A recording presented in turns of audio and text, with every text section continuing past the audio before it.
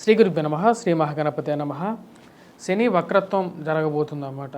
శని వక్రత్వం అంటే అసలు ఏంటి అంటే, జ్యోతిష్య రీత్యా గోచార రీత్యా శని వక్రత్వ ఫలం అనేది ఎప్పుడు యోగిస్తుంది, అసలు వక్రత్వాన్ని ఎప్పుడు కన్సిడర్ చేయాలి అంటే, శని కానీ ఏదైనా ఒక ప్లానెట్ కానీ ఏదైనా ఒక గ్రహం కానీ వక్రించినప్పుడు తన అంతకుముందు ఉన్నటువంటి రాశికి తిరిగి మళ్ళీ వెనక్కి వచ్చినప్పుడు పూర్వ రాశి యొక్క ఫలితాన్ని మళ్ళీ తిరిగిస్తుందని చెప్పేసి శాస్త్రంలో చెప్పబడింది అన్నమాట. అంటే పోగొట్టుకున్నటువంటివి కానీ లేకుండా ఉంటే అంతకుముందు మంచిగా జరిగి ఇప్పుడు సరిగా జరగినటువంటి స్థితిలో కానీ మార్పు చేర్పులు జరుగుతున్నప్పుడు వక్రత్వం జరిగినప్పుడు అంతకుముందు ఉన్నటువంటి ఫలితాన్ని మళ్ళీ తిరిగి పొందడం అనేది వక్రత్వంలో జరుగుతూ ఉంటుంది అన్నమాట. ఇప్పుడు శని వక్రత్వం అనేది దాని గురించి చెప్పబోతున్నాం. అంటే శని అత్యంత శక్తివంతమైనటువంటి గ్రహం. శని కొన్ని స్థానాల్లో యోగకారకమైనటువంటి ఫలితాలు కూడా ఇస్తాడు. అదేవిధంగా శని సరైనటువంటి స్థితిలో లేనప్పుడు ఒక నిరాశాజనకమైనటువంటి ఫలితాలు కూడా ఇవ్వడం జరుగుతుంది అన్నమాట. కాబట్టి శని యొక్క గోచారంలో వచ్చేటప్పటికి శని, గురువు, రాహు, కేతువులు వీరి యొక్క స్థితిగతులు మార్పు అనేది చాలా ప్రభావితం చూపిస్తూ ఉంటుంది అన్నమాట. ఇప్పుడు శని వక్రత్వం అనేది జరగబోతుంది. ఈ యొక్క శని వక్రత్వం వచ్చేటప్పటికి 3 నెలల 15 రోజుల పాటు జరగబోతున్నది అన్నమాట. ఈ యొక్క ఫలితం అనేది ఎలా ఉండబోతుంది, అది గోచార రీత్యా రాశి రీత్యా ఎలా ఉండబోతుంది, అదేవిధంగా నక్షత్ర రీత్యా కూడా దీని యొక్క మార్పు అనేది ఉంటుంది. ఎందుకంటే కాలపురుషుడు నిర్ణయం అనేది ఒక నక్షత్రంలో శని యొక్క సంచారం జరుగుతున్నప్పుడు 27 నక్షత్రాల మీద కూడా దీని యొక్క ప్రభావం ఉంటుందని చెప్పి శాస్త్రంలో చెప్పబడింది అన్నమాట. దాని రీత్యా కూడా నా యొక్క గణన రీత్యా నేను 27 నక్షత్రాలకి ఎలా ఉండబోతుంది, ఏ రాశి వారికి ఎలా ఉండబోతుంది అనేది చూద్దాం. ఇది 325 డిగ్రీల దగ్గర ఇది ఒక వక్రత్వం అనేది మొదలవబోతున్నది. ఈ యొక్క వక్రత్వం అనేది పూర్వభాద్ర నక్షత్రంలో స్టార్ట్ అవుతున్నది అన్నమాట. పూర్వభాద్ర నక్షత్రం నుంచి జూన్ 5వ తారీఖు వచ్చేటప్పటికి శతభిష నక్షత్రంలోకి అంటే రివర్స్ డైరెక్షన్లోకి వస్తుంది అన్నమాట. శని యొక్క మూమెంట్ అనేది రివర్స్ డైరెక్షన్లో శనికి శతభిష నక్షత్రం దగ్గరికి వస్తుంది. శతభిష నుంచి వచ్చేటప్పటికి మళ్ళీ 15వ తారీఖుకి వచ్చేటప్పటికి ఈ వక్రత్వం అనేది పూర్తిగా ఆగి శతభిష నక్షత్రంలో మళ్ళీ పురోగమన స్థితిలోకి మారుతున్నది, పూర్వభాద్ర నక్షత్రంలోకి మారుతున్నది అన్నమాట. ఇప్పుడు ఈ యొక్క వక్రత్వ ఫలం అనేది ఈ యొక్క జరగబోతున్నటువంటి యొక్క శని గమనం అనేది 12 రాశుల వారికి గోచర రీత్యా చంద్రమానాన్ని అనుసరించి ఎలా ఉండబోతుంది అనేది చూద్దాం. తులారాశి వారికి మనం గమనించినట్లయితే రాబోతున్నటువంటి జూన్ 30వ తారీఖు గ్రహస్థితి రీత్యా గురువు ఈ రాశి వారికి సప్తమం నుంచి అష్టమంలోకి మారాడు మే 1వ తారీఖున. రాహు కేతువులు వచ్చేటప్పటికి కేతువు 10 స్థానంలో, అదేవిధంగా రాహు అష్టమంలో యోగకారకమైనటువంటి స్థానంలో ఉన్నాడు. ఈ యొక్క రాశి వారికి వచ్చేటప్పటికి శత్రు సంబంధితమైన విషయాల్లో అనుకూలత సాధించడం జరుగుతుంది. మరియు అదేవిధంగా అష్టమంలో ఉన్నటువంటి రాహు అత్యంత శక్తిమంతుడు, పేరు ప్రతిష్టలని గౌరవమైనటువంటి స్థానాన్ని ఇవ్వగలుగుతాడు. గత సంవత్సరంలో సప్తమంలో ఉన్నటువంటి గురువు కూడా యోగ్యాన్ని ఇవ్వగలిగాడు వీడికి రాశి వారికి. కానీ ఈ సంవత్సరంలో అష్టమంలోకి గురువు యొక్క మార్పు అనేది జరిగింది. చిత్తా, స్వాతి, విశాఖ నక్షత్ర జాతకులకు వచ్చేటప్పటికి తులారాశి వారికి ఈ యొక్క శని యొక్క వక్రత్వం ఎప్పుడైతే జూన్ 30వ తారీఖు నుంచి మొదలవుతుందో ఇక చిత్తా, స్వాతి, విశాఖ నక్షత్ర జాతకుల మీద కూడా ఒక పాజిటివ్ ఇంపాక్ట్ ఇవ్వబోతుంది అన్నమాట.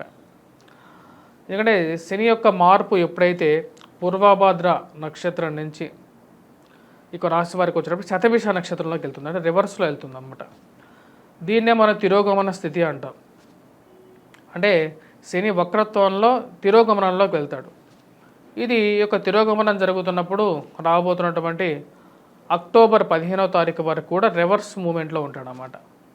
అక్టోబర్ 15 నుంచి మళ్ళీ తిరిగి వచ్చినప్పటికీ పురోగమనంలోకి మళ్ళీ మారుతాడు.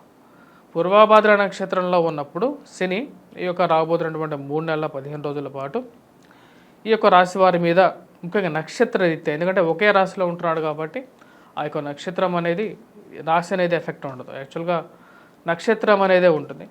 ఈ యొక్క రాశి వారికి వచ్చేటప్పటికి పంచమంలో శని సంచారం జరుగుతున్నప్పుడు వ్యతిరేకమైనటువంటి ఫలితాలు కొంచెం వస్తాయన్నమాట. ముఖ్యంగా వచ్చేటప్పటికి ఆస్తి సంబంధితమైన విషయాల్లో తగు జాగ్రత్తలు తీసుకోవాలి.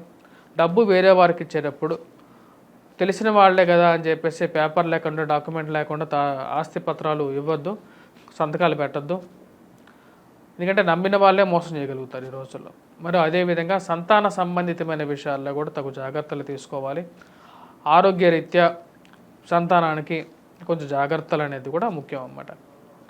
మరియు అదేవిధంగా ఇన్వెస్ట్మెంట్స్ ఏవైతే పెద్ద పెద్ద భారీ ఇన్వెస్ట్మెంట్స్ విషయాల్లో తగు జాగ్రత్తలు అనేది ముఖ్యం.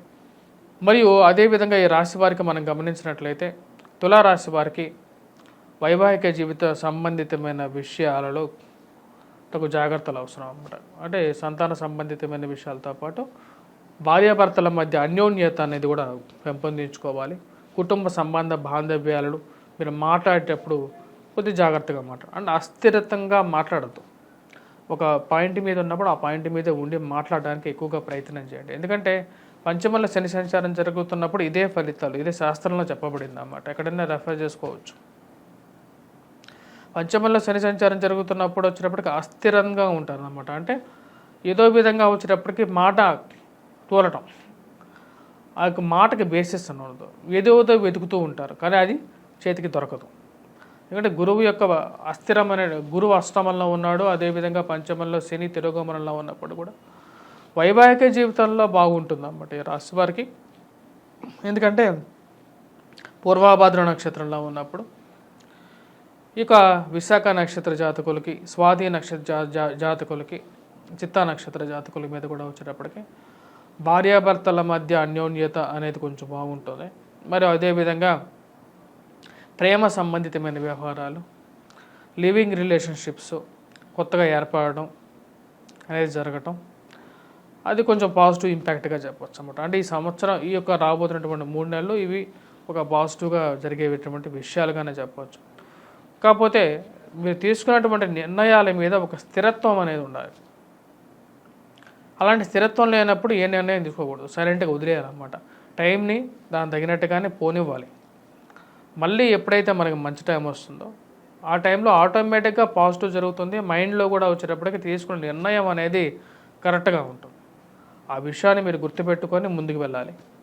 ఎందుకంటే పంచమంలో ఉన్నటువంటి శని అంత యోగ్యాన్ని ఇవ్వడు, అదే శాస్త్రం చెప్తుంది అన్నమాట. తిరోగమన స్థితిలో ఉన్నప్పుడు కూడా వీరికి నెగిటివ్ ఇంపాక్ట్ అయితే ఇవ్వట్లేదు. 3 నక్షత్రాలకి కూడా కొద్దిగా పాజిటివ్ ఇంపాక్టే ఇస్తున్నాడు అన్నమాట. మరియు అన్య స్త్రీ సంపర్కాలు, అన్ని పురుషులతో కలవటాలు ఇవనేవి కొన్ని ఎక్కువగా జరగడానికి ఆస్కారం అనేది ఉంది. ఆ విషయాల్లో తగు జాగ్రత్తలు తీసుకోండి. ఎందుకంటే ఎంతైనా సరే కొన్ని విషయాలు అనుకూలంగా అనిపించినప్పటికీ కూడా అవి మంచిది కాదు. ఆ విషయాల్లో కొంచెం జాగ్రత్తగా ఉండాల్సినటువంటి ముఖ్యమైనటువంటి సూచన. భారీ ఇన్వెస్ట్మెంట్స్, వ్యాపార ప్రయత్న సంబంధితమైన విషయాల్లో అంతగా లాభించే విధంగా లేదు, కొన్ని కష్టాలకి గురి చేసే విధంగా ఉంది. కాబట్టి ఆ విషయాల్లో జాగ్రత్తగా ఉండండి.